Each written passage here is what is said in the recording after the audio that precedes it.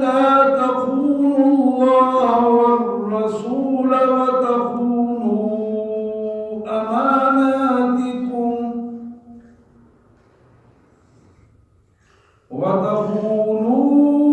أماناتكم وأنتم تعلمون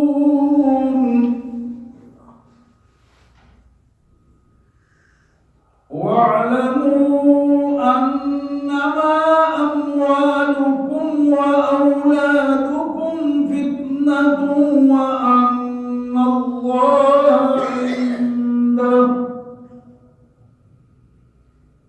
وأن الله عنده أجر عظيم. آمنت بالله صدق الله العظيم. اللهم صل على سيدنا ومولانا محمد وعلى آل سيدنا ومولانا محمد كما صليت على إبراهيم وعلى آل إبراهيم إنك حميد مجيد. اللهم بارك على محمد وعلى آل محمد كما باركت على إبراهيم وعلى آل إبراهيم إنك حميد مجيد. اللهم صل على جميع الأنبياء والمرسلين وعلى الملائكة المقربين وعلى سائر الصحابة والتابعين وعلى عباد الله الصالحين. اللہ کے پاک کلام قرآن مجید میں یہ نامہ پارہ ہے اور سورہ انفال. نامہ پارہ سورہ انفال. سورہ انفال کی آیت نمبر 25 سے 28 تک آیات میں نے تلاوت کی ہیں. آئیے ان آیات کا پہلے مفہوم اور پھر انشاءاللہ اس کے پس منظر میں مختصر سی گفتگو. اللہ کے مبارک نام سے بڑا مہربان بہت زیادہ رحم کرنے والا ہے. وَاذْكُرُوا إِذْ أَنْتُمْ قَلِيلٌ. ایمان والو ذرا یاد کرو کہ جب تم بہت تھوڑی تعداد میں تھے. مستضعفون فی الارض. زمین میں اپنے معاشرے اور ماحول میں تمہیں بہت کمزور سمجھا جاتا تھا. تخافون یتخطفکم الناس. اور تمہیں ہر وقت ڈر اور کھٹکا رہتا تھا کہ کہیں لوگ تمہیں اچک کر نہ لے جائیں. گھر سے نکلا اور پتہ ہی نہیں کہ کہاں گیا. ان یتخطفکم الناس فآواکم. اللہ نے تمہیں ٹھکانہ دیا، پناہ دی. وَأَيَّدَكُمْ بِنَصْرٍ. اپنی خاص مہربانی سے تمہاری مدد کی. وَرَزَقَكُمْ مِنَ الطَّيِّبَاتِ. اور تمہیں پاکیزہ اور خوبصورت رزق اپنی طرف سے عطا فرمایا. لَعَلَّكُمْ تَشْكُرُونَ. تاکہ تم اللہ کے شکر گزار بندے بن جاؤ. یا ایھا الذین آمنوا. اے ایمان والو. لا تخونوا اللہ والرسول. اللہ اور اس کے رسول کے ساتھ مت خیانت کرنا. اللہ اور اس کے رسول کے پیغام میں، ان کے سٹیٹس میں اللہ اور اللہ کے رسول کے ساتھ خیانت مت کرنا. بددیانتی کے مرتکب مت ہونا. وَتَخُونُوا أَمَانَاتِكُمْ. اور بہم اپنی آپس کی ذمہ داریوں میں بھی تم ایک دوسرے سے آگے پیچھے کر جاتے ہو. وَأَنْتُمْ تَعْلَمُونَ. اور تم اس کو جانتے ہو. یاد رکھو. وَاعْلَمُوا أَنَّمَا أَمْوَالُكُمْ وَأَوْلَادُكُمْ فِتْنَةٌ. یہ تمہارے مال اور تمہاری اولادیں تمہارے لیے آزمائش ہیں. وَأَنَّ اللَّهَ عِنْدَهُ أَجْرٌ عَظِيمٌ. اور اللہ کے ہاں اس کا بڑا اجر ہے. اگر ان دونوں چیزوں کو ڈسپلن میں رکھا جائے تو اللہ کے ہاں بہت بڑا اجر ہے. آیت نمبر 29.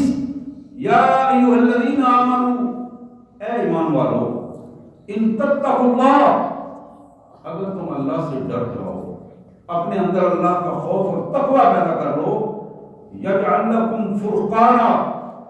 اللہ تمہیں دنیا میں ممتاز کر دے گا. طاقتوں کا مالک، کائنات کا بادشاہ، یجعل لکم فرقانا، تم اس سے کرو وہ تمہیں دنیا میں ممتاز کر دے گا، وَيُكَفِّرْ عَنْكُمْ سَيِّئَاتِكُمْ، تمہاری غلطیاں معاف کر دے گا، تمہارا ریکارڈ غلطیوں کا صاف کر دے گا، وَيَغْفِرْ لَكُمْ، اور معافیاں، عام معافیاں تمہیں عطا فرمائے گا، وَاللَّهُ ذُو الْفَضْلِ الْعَظِيمِ، اور اللہ تو بڑے فضل والا، بڑی مہربانیاں فرمانے والا ہے۔ سبحان اللہ وبحمدہ، سبحان اللہ العظیم وبحمدہ، نستغفر اللہ، یا عزیز یا غفار یا ذو الجلال والاکرام، وصلی اللہ علی النبی وعلی آلہ واصحابہ وازواجہ وبناتہ مبارک وسلم۔ میرے انتہائی قابل احترام بھائیوں اور بہنوں، یہ آیات تھی نامہ پارہ سورہ انفال کی آیت نمبر 25 سے 29 تک کی آیات کا ترجمہ میں نے آپ کے سامنے پیش کیا ہے۔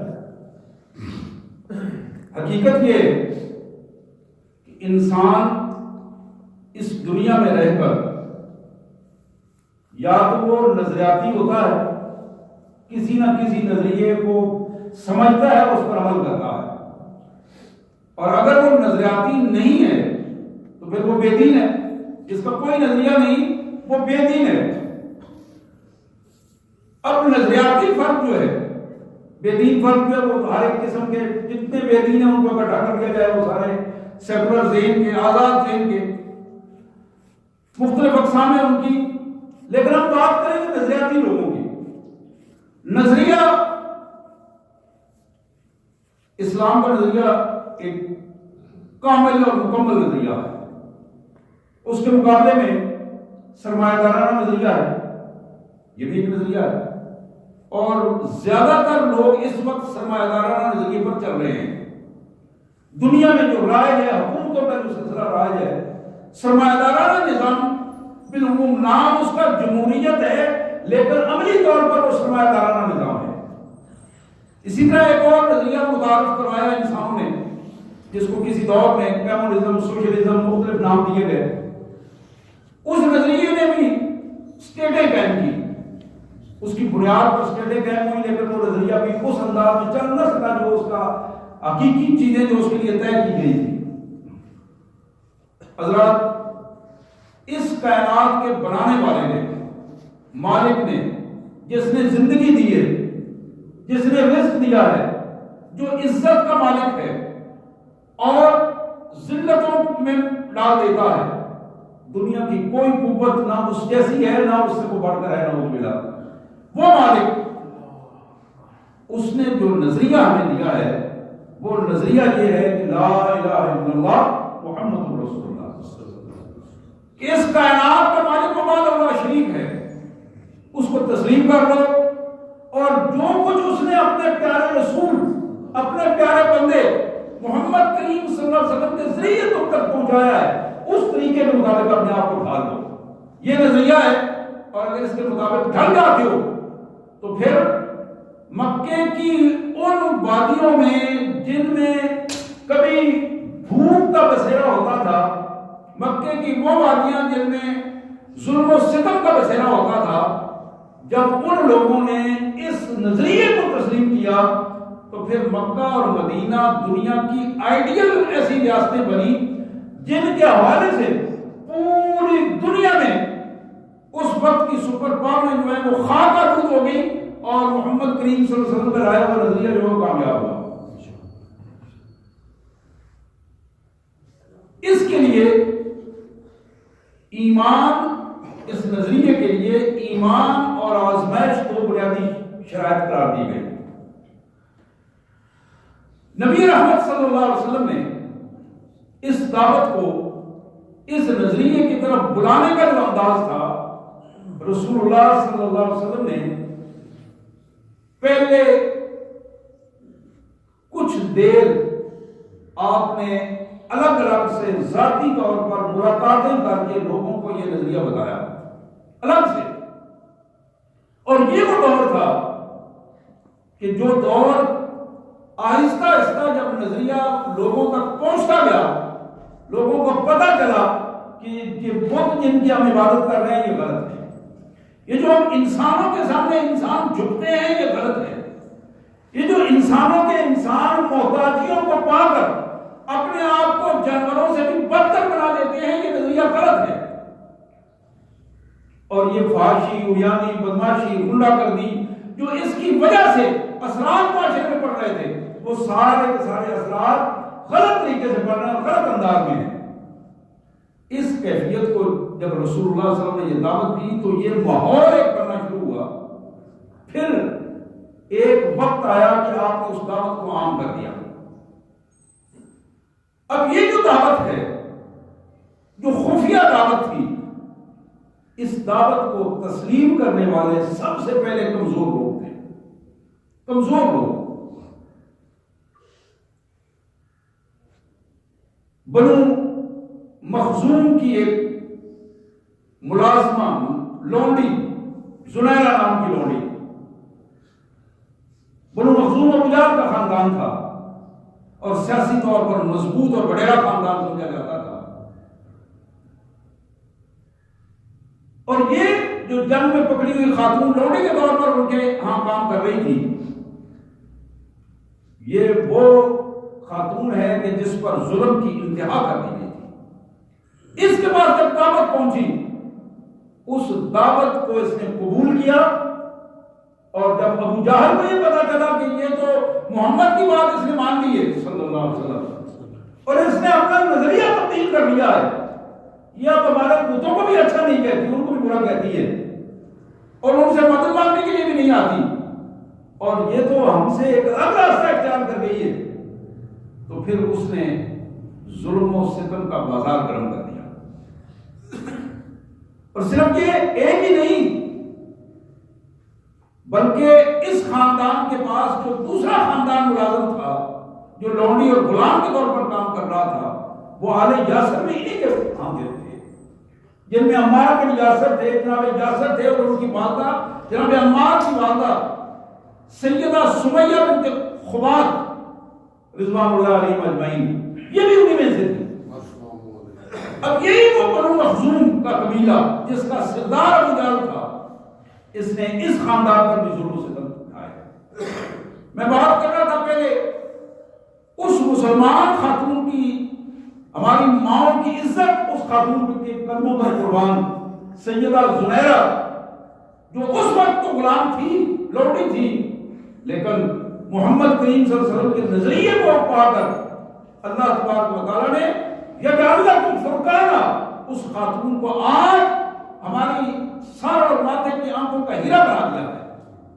امت مسلمہ میں وہ سابقون الاولون کی وہ خاتون جیسے آج وہ ہماری ماؤں، بہنوں، بیٹیوں کے لیے آئیڈیل اور نمونے کی کیفیت رکھتی ہے.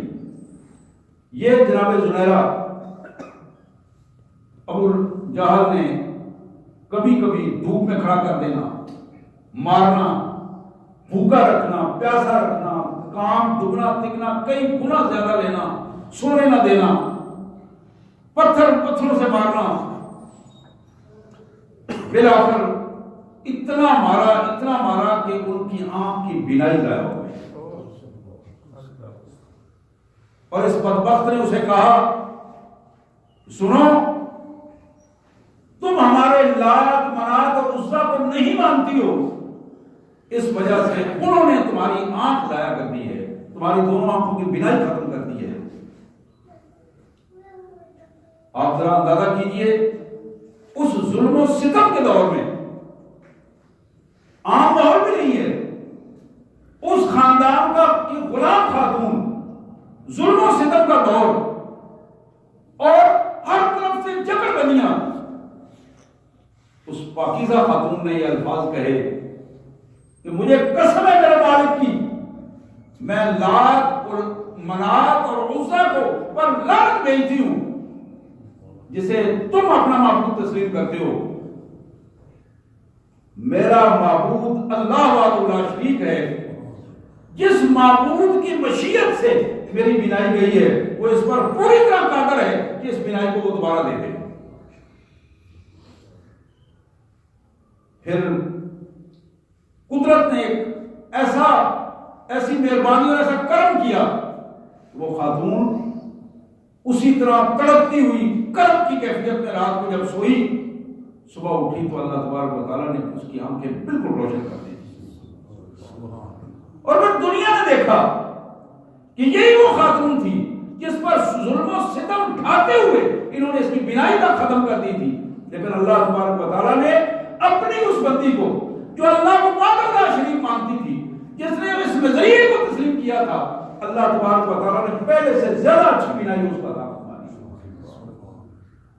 حضرات اسی طرح یہ آل یاسر کا وہ خاندان جو ابو جہل کے ظلم و ستم کا شکار تھے، آپ کے علم میں اور کئی دفعہ آپ نے سنا ہے کہ جناب یاسر الگ ان کو باندھا گیا اور مسلسل ان پر ظلم کیا جا رہا تھا، سیدہ سمیہ ان کی بیوی کو الگ باندھ کر ان پر ظلم کیا جا رہا تھا، ان کے بیٹے عمار کو الگ باندھ کر اس کو مارا جا رہا تھا، اور یہ فیملی کے تینوں افراد، آپ ذرا آنکھیں بند کر کے ذرا وہاں پہنچیں گے، اس منظر کو آپ دیکھیں کہ کس انداز میں ظلم ستم کی چکی تھی اور اس کی وجہ کیا تھی۔ بار بار انہیں یہ آفر بھی کی جاتی، آج اگر تم محمد کا ساتھ چھوڑ دو، آج اگر تم محمد کے اس نظریے کو چھوڑ دو، ہم تمہیں آزاد بھی کر دیں گے، تمہیں دنیا بھر کی سہولتیں بھی دیں گے، اور کوئی تمہاری طرف ٹیڑھی آنکھ بھی اٹھا کر نہیں دیکھے گا۔ لیکن ان کا ایک ہی ان کی جواب تھا، ایک ہی جواب تھا، اور ہر ایک کا ایک ہی جواب تھا، ہمارے بازو کٹ جائیں، پاؤں کٹ جائیں، آنکھیں نکل جائیں، ہم اس میں کام آ رہے ہیں اس سلسلے میں، لیکن جس حقیقت کو ہم تسلیم کر چکے ہیں کسی صورت میں اس کو چھوڑنے کے لیے ہم تیار نہیں۔ حضرات جناب خبیب بن عدی رضی اللہ تعالیٰ عنہ حضور صلی اللہ علیہ وسلم تبلیغ کے ایک مشن میں 10 آدمیوں کو بھیجتے ہیں، آگے 200 آدمیوں کا راستہ روک لیتے ہیں، 10 میں سے 8 شہید ہو جاتے ہیں، اور 2 جناب خبیب بن عدی اور جناب زید 2 بچ جاتے ہیں، اور یہی خبیب فاروق اعظم رضی اللہ تعالیٰ ایک دن اپنے گورنر جناب سعید بن عامر سے پوچھنے لگے، سعید کیا بات ہے تمہارے لوگ شکایت کرتے ہیں کبھی کبھی تم بے ہوش ہو جاتے ہو، بیٹھے بیٹھے بے ہوش ہو جاتے ہو، کیا ہے؟ وجہ نہیں معلوم ہو سکی، مرگی کا دورہ پڑتا ہے، ہوا کیا ہے؟ جناب سعید رونے لگے اور عرض کی امیر المومنین،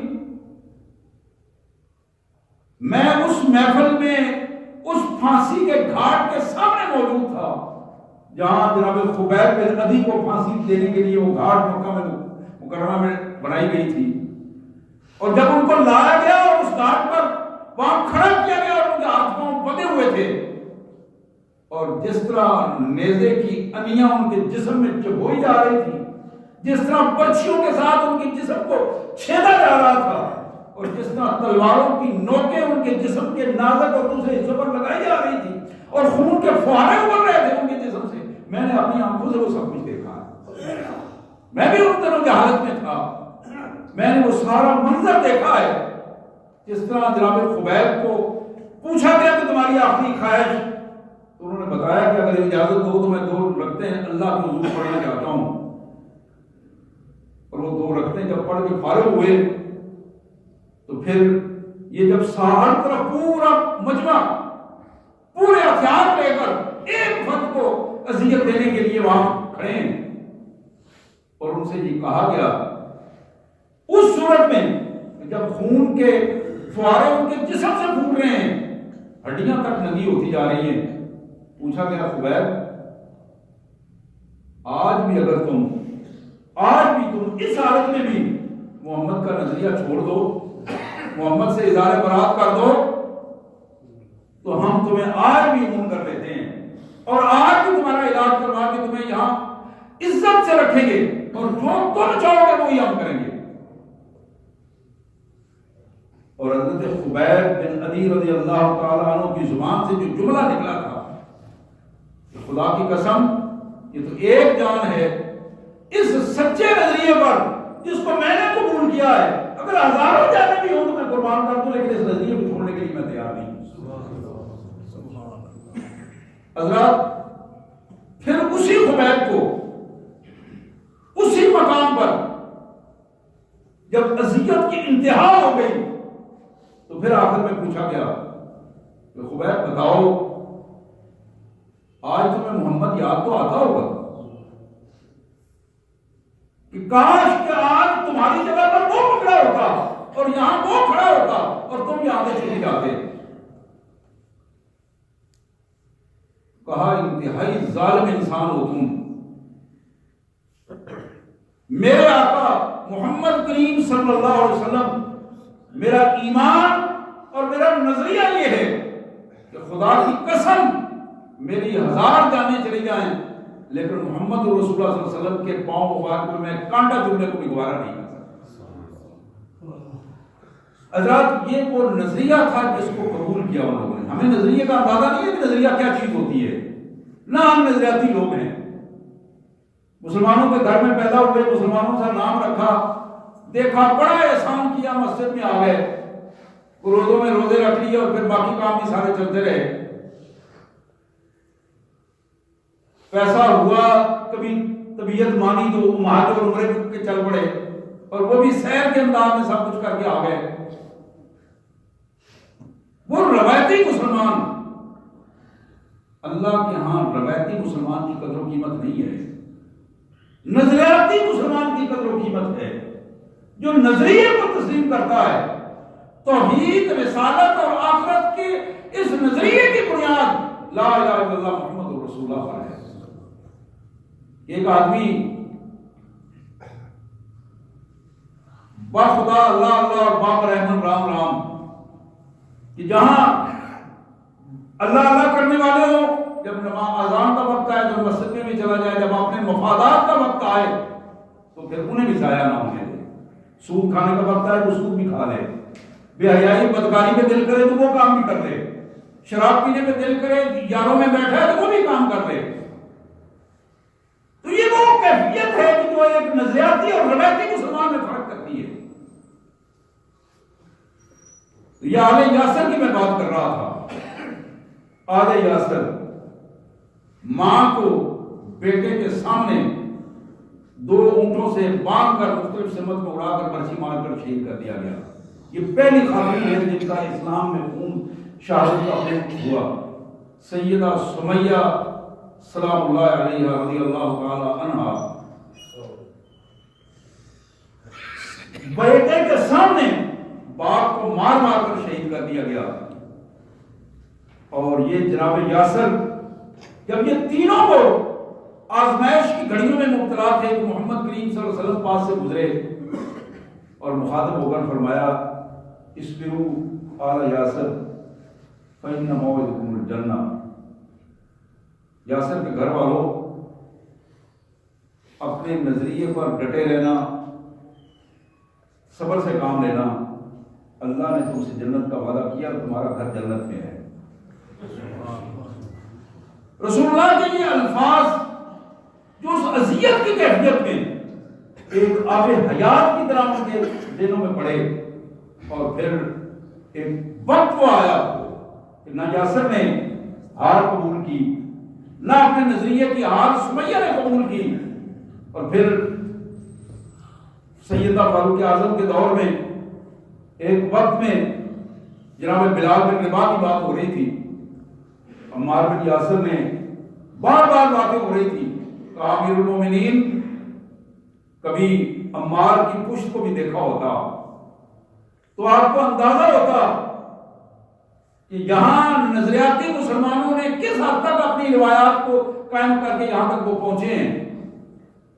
اور جب جناب عمار بن یاسر کی پشت کو دیکھا گیا تو سوائے اس ریڑھ کی ہڈی کے گوشت نامی کوئی چیز وہاں نظر نہیں آ رہی تھی۔ حضرات یہ وہ لوگ تھے، لبینہ نامی ایک ملازمہ، ایک خاتون، ایک لونڈی جو بنو عدی کی قبیلے کی خاتون تھی، ان کے ساتھ وہ کام کرنے والی تھی، ان کی لونڈی تھی، ان کے غلام تھی۔ فاروق اعظم جو ان دنوں عمر بن خطاب تھے، اس لونڈی کو مار مار مار مار کر جب تھک جاتے، یعنی ایک جوان آدمی، کڑیل جوان آدمی اس خاتون کو مار مار کے اس لیے مار رہا ہے، بار بار مار رہا ہے اور دھوپ میں کھڑا کر کے اذیتیں دے رہا ہے، اس نے ایک نظریے کو قبول کیا ہے۔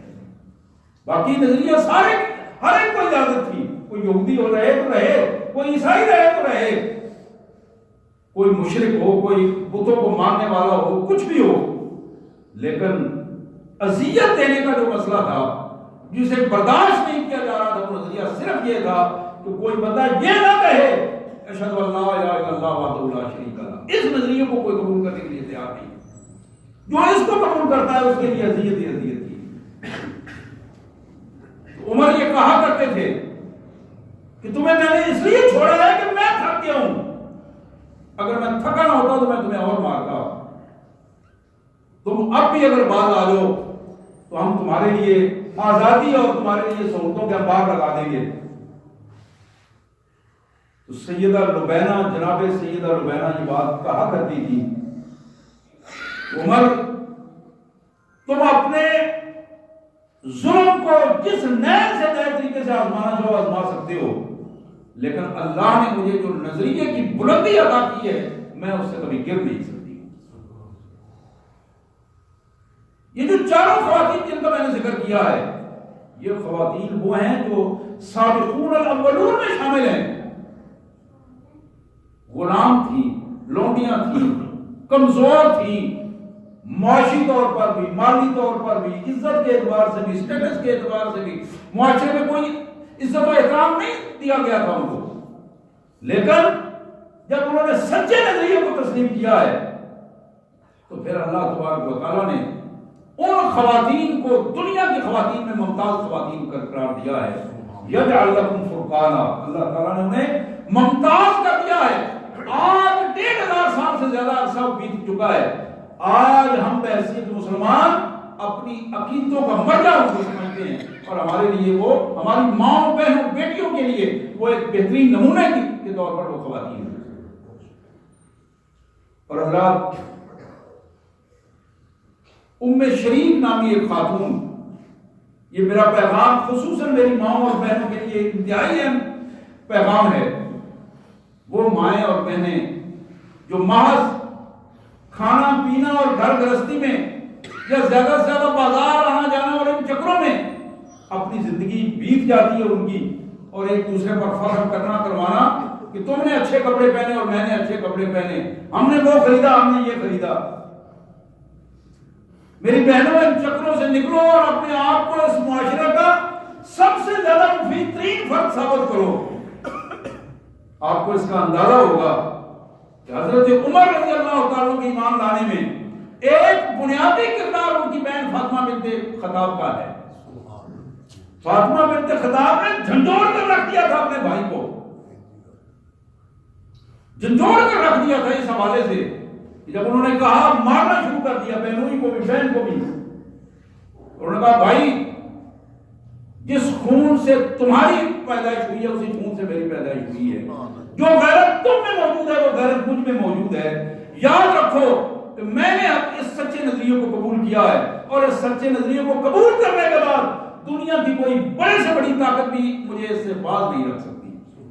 اور یہ وہ الفاظ تھے کہ حضرت عمر رضی اللہ تعالیٰ کے اس کیفیت میں ان کے دل پر ایک چوٹ کی کیفیت میں لگے اور پیچھے ہٹ کر کھڑے ہو گئے اور کہا فاطمہ ذرا مجھے دکھاؤ تو صحیح کون سے الفاظ ہیں، وہ کیا کر رہی تھی تم؟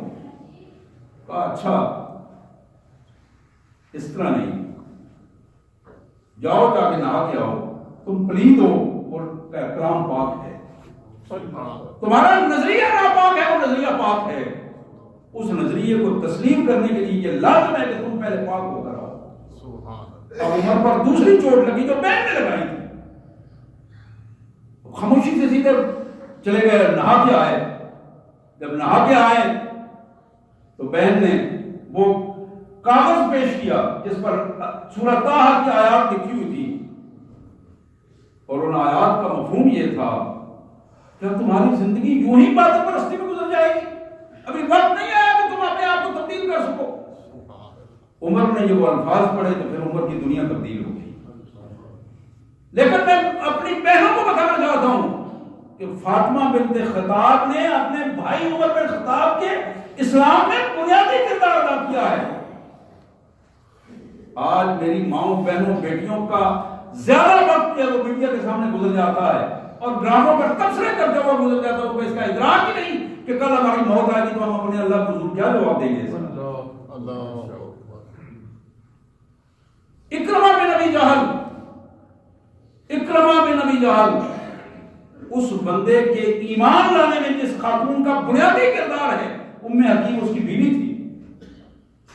اکرمہ بھی بھاگ گیا تھا جب مکہ فتح ہوا ہے تو اکرمہ بھاگ گیا تھا. اس خاتون نے محمد رسول اللہ صلی اللہ علیہ وسلم کے حضور جا کر اپنے شوہر کے لیے پناہ لی اور اس کے پیچھے آدمی بھیج کر اس کو واپس بلایا, آؤ میں نے تمہارے لیے پناہ حاصل کر لی ہے. بلا شبہ تم رسول اللہ کے سب سے بڑے دشمن پہ بیٹھے ہو, لیکن محمد کریم صلی اللہ علیہ وسلم نے تمہیں معاف کر دیا ہے اور تمہیں پناہ دے دیا, اور ہم مل کر اللہ کے رسول صلی اللہ علیہ وسلم کے اس نظریے کو تسلیم کر دیں. تو پھر تاریخ اس بات پر گواہ ہے کہ ام حکیم کی اس کوشش نے اکرمہ بن ابی جہل کو مسلمان کر دیا, اور پھر انہوں نے اپنا فقر ادا کیا, کفارہ ادا کیا, کہ پھر اس کے بعد اکرمہ نے جو بھی جہاد کا میدان ہوا ہے آیا ہے, اکرمہ نے پھر اپنی ساری صلاحیتیں اس میں صرف کر دی. حضرت عثمان غنی رضی اللہ تعالیٰ عنہ جہاں ابو بکر صدیق رضی اللہ تعالیٰ عنہ کے اثرات ان پر مرتب ہوئے, وہاں ان کے اپنے رشتہ دار سعدہ بنت قریظ انہوں نے ایک بنیادی کردار ادا کیا حضرت عثمان رضی اللہ تعالیٰ عنہ کی کو اس نظریے کو قریب کرنے میں.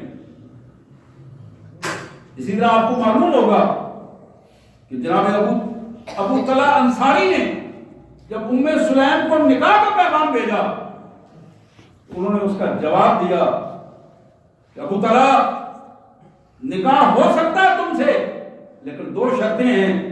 ایک شرط یہ ہے کہ تمہارے پاس جو لکڑی کا بت تم نے بڑا سنبھال کے رکھا ہوا ہے اس کو ٹکڑے ٹکڑے کر دو, تو پھر ابو سلیم سے نکاح ہو سکتا ہے. اور دوسری بات یہ ہے کہ جو نظریہ ام سلیم نے تسلیم کیا ہے وہ نظریہ تم بھی تسلیم کرو گے تو پھر نکاح ہو سکتا ہے. میرا نکاح کسی کافر سے نہیں ہو سکتا. ابو طلحہ انصاری اس نظریے کو انہوں نے تسلیم کیا اور ام سلیم ان کے ایمان کی وجہ بن گئی, اور امت مسلمہ میں ابو طلحہ کا ایک اپنا مقام تشکیل پایا. حضرات یہ وہ بنیادیں ہیں. آج ہماری ان آبادیوں میں آپ کو معلوم ہے کتنے عیسائی آبادیاں موجود ہیں. کبھی ہم کو اس کا خیال آیا ہو, ہمیں اس کا ادراک ہوا ہو کہ کل اگر انہیں عروب کے رہنے والے لوگوں سے یہ بات پوچھ لی اللہ نے کہ تمہارے پاس اتنے کافر فیملیاں موجود تھی, تم نے ان کے لیے کیا کیا؟ کیا گئے تم ان کے گھروں میں جا کر تم نے اسلام کی دعوت دی؟ کیا کسی سے اس حوالے سے تم نے ملاقات کی کہ اس کو تم مسلمان کر دو, اس کو آخرت کی اس جہنم کی آگ سے تم بچانے کا ذریعہ بن جاؤ؟ تمہیں تو اپنے روٹی روزی سے فرصت نہیں تھی, اور بھائی جس روٹی روزی کے پیچھے تم پڑے ہوئے تھے تمہیں اس کا ادراک نہیں تھا. بحیثیت مسلمان ہو تو اللہ کی ذمہ داری ہے کہ تم نے اپنے خود ذمہ داری اپنی لے لی ہے, وہ تو تمہاری ذمہ داری ہے ہی نہیں ہے. تمہاری ذمہ داری یہ تھی کہ وما خلقت الجن والانس الا لیعبدون, تمہیں تو اس کائنات میں اس لیے پیدا کیا گیا تھا کہ تم اللہ کے قانون کے فرما بردار بن کر زندگی گزارو. لوگوں کو بتاؤ کہ اللہ کا قانون کیا ہے, اسلام کا نظریہ کیا ہے, تمہیں تو وہ بتانا تھا. آج تم نے اپنی ساری زندگی کا دائرہ اس طرح محدود کر دیا کہ تم اپنی ذات اور اپنے گھر کے چکروں سے نہیں نکل پائے. تم یہ سوچتے رہ گئے کہ آج میرا بینک میں اتنے لاکھ ہے تو اس کو کل اتنے لاکھ ہو جانا چاہیے. آج زمین 2 4 5 ایکڑ ہے, کل اسے 10 15 20 ایکڑ ہو جانا چاہیے. آج اتنے مربع ہے تو اس کے اتنے مربع ہو جانا چاہیے. آج دکان ایک ہے تو اس کو 2 بن جانا چاہیے. آج فیکٹری ایک ہے تو اس کو اگلے سال 2 فیکٹریاں ہونی چاہیے. تمہاری تو ذہنی سطح ہی اور تھی, لیکن تمہیں اس کا ادراک شاید تھا ہی نہیں.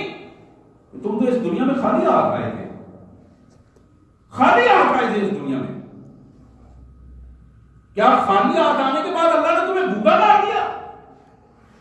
اس نے تو تمہاری ماں کے چھاتیوں میں تمہاری خوراک رکھ دی، اس نے تو تمہیں لباس عطا کیا، عزت عطا کی۔ کائنات کے مالک نے یہ ذمہ اپنے ذمہ لیا تھا، یہ ذمہ داری اس نے خود لی تھی۔ وفی السماء رزقکم وما توعدون، اس ذمہ داری کے لیے تمہیں صرف کوشش کرنے کو کہا گیا تھا، اور تم نے ساری زندگی انہیں چکروں میں لگا دی۔ تم تو خود ساختہ عزت کے حوالے سے اپنے آپ کو تم نے اتنا اس انداز میں پریشان کر لیا کہ عزت تمہیں اس کا ادراک ہی نہیں رہا کہ عزت اور ذلت واحد اللہ شریف کی عطا کردہ چیزیں ہیں، اس کے قانون پر عمل کرنا، اس نظریے کو تسلیم کرنے کا نام عزت ہے۔ حضرات، یہ وہ پہلو تھا جو آج بھی ہماری تاریخ، اسلام کی تاریخ، محمد رسول اللہ صلی اللہ علیہ وسلم کے دور کی تاریخ، صحابہ کرام کے دور کی تاریخ، میں نے تھوڑی سی جھلک یہ دکھائی ہے، ان لوگوں کی دکھائی ہے جو بے سر و سامان تھے، گھر بھی موجود نہیں تھے، پیسہ بھی موجود نہیں تھا، اسٹیٹس بھی موجود نہیں تھا، لیکن یقین کریں اس نظریے کو جب انہوں نے تسلیم کیا، پھر دنیا نے ظلم کی انتہا کرتے ہوئے زور لگایا کہ اس نظریے کو چھوڑ دیں، لیکن انہوں نے اس نظریے کو نہیں چھوڑا۔ اور ہمارے پاس تو سب کچھ ہے، کوئی غلامی نہیں ہے، آزاد ہیں، اللہ نے عزت دی ہے، رزق دیا ہے، اسٹیٹس دیا ہے، دنیا بھر کی نعمتیں دی ہیں، اور ان نعمتوں میں ہمارا شکر گزاری کی بجائے ناشکری کا رویہ بڑھتا چلا جا رہا، اور ہر طبقے کے لوگوں کی یہی پوزیشن ہے۔ اللہ سے دعا ہے اللہ تبارک و تعالیٰ اس پہلو پر ہمیں سوچنے اور اس پر عمل کی توفیق عطا فرمائے۔